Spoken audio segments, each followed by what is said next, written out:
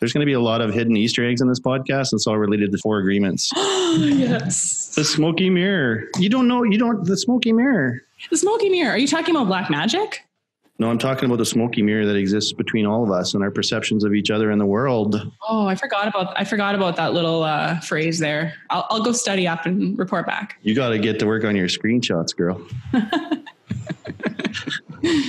We gotta tell the viewers a funny thing that happened the other day, because I'm like, I seen a screenshot from the 4 agreements. I'm like, what book is this from? She says, the 4 agreements, and I'm like, oh, what's going on with that? Are you rereading that? How many times I got to read this to absorb this ancient information? You're like, oh, I didn't reread it. I just screenshot it. You just gotta Rolodex of screenshots. Here's what happens when I'm having a moment. I go and I search Don Miguel Ruiz on Instagram, and I read his beautiful quotes of things that people have circled. Because basically it's like the Coles notes of the book all over again, all of the best lines, all of the best ideas. And then I go and share them because to me, they're so powerful that perhaps they may be to other people. And then there's people who are like, yeah, this is amazing. And there's people who are like, I hate this 4 agreements crap you always talk about. So. You always talk about it publicly to people in your network? Oh yeah. Yeah. Yeah. Great. Like some are tired of it and some are like thirsting for it. I'm sure there's going to be a segment that want to hear about it again on the podcast on YouTube in the privacy of their homes or their cars or at work. Okay. So do you want me to tell you about the 4 agreements? This is like the awkward silence number 1. Oh, okay. We had one earlier, but it wasn't public. Okay. The 4 agreements. Are we already off crop rotations into the 4 agreements? Yes, we are. Is this what makes people watch podcasts past the 10-minute mark? Because I want to know. Yes. Go to my sponsors. If they're into the 4 agreements, yes. If they're not, then they're like, no thanks. So we talked about crop rotations for the first 10 minutes. Now we're going to shift gears into the 4 agreements, which for the next Duncan, hour, our latest podcast guest, is obsessed with, having read it and enacted it in her life. Katelyn, what's so special to you about the 4 agreements that you need to tell your friends about this incessantly all the time?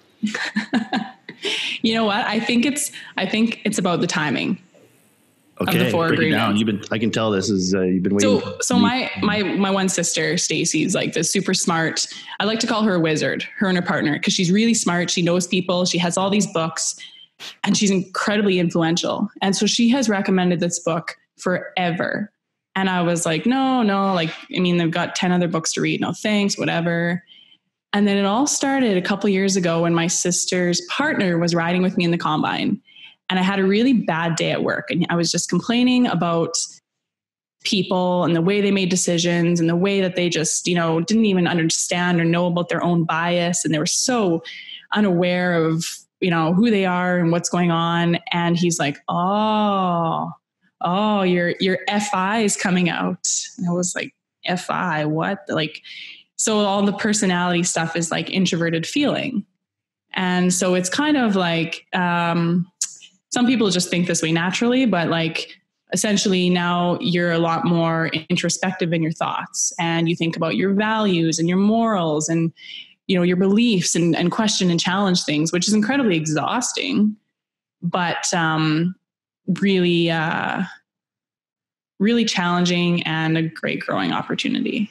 You say it's exhausting. Why is it exhausting for you? Well, because sometimes it's exhausting to be in your head all the time. I mean, I think most people in this world think they know who they are, but I think, in my opinion, nobody knows who they are.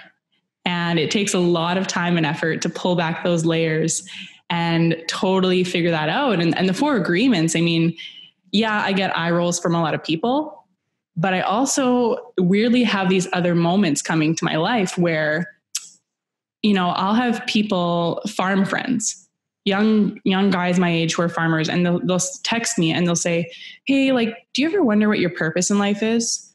And they're like searching for some form of like personal freedom. Or, I had just last week, I had one of my farm friends open up to me and say, hey, like, I've been struggling. This isn't my year. I'm living off narcotics and Red Bull in the sprayer. I almost passed out. I'm having health issues. I'm pretty much broken. And so for me, I'm like, naturally, okay, this is your first step, is read the 4 agreements, learn about yourself. Because I mean, the reality is that it's so easy to blame other people for this and that and the other thing. But with the 4 agreements, something so simple as don't take anything personally and don't make assumptions. I mean, that could solve world wars. That could solve divorces. That could solve every conflict in this world. So it's a very powerful concept and simple, but it's difficult to do because there's all these other factors, environmental, external things that kind of affect how we react to things and to people. Can it help with Iran? I bet if they followed the 4 agreements, there would be no war in this world. There would be world peace. I feel like there's a mission in here for you. Can we do a podcast when you're in Iran talking about the 4 agreements? Yes. To a stadium full of people that need your message. Yeah, but it is really powerful if people want to hear it. If you're not into it, it's like, okay, no, I get it. I don't want to hear what everybody has to say all the time. But if you're searching for that like deeper personal freedom and understanding, it's like it has a lot of value. We are going to reveal here at some point what the 4 agreements are. Maybe we'll just, in the interest of keeping this short, you can go read it and then come back in a year when we talk to you in 2020. But I'm just wondering a little bit.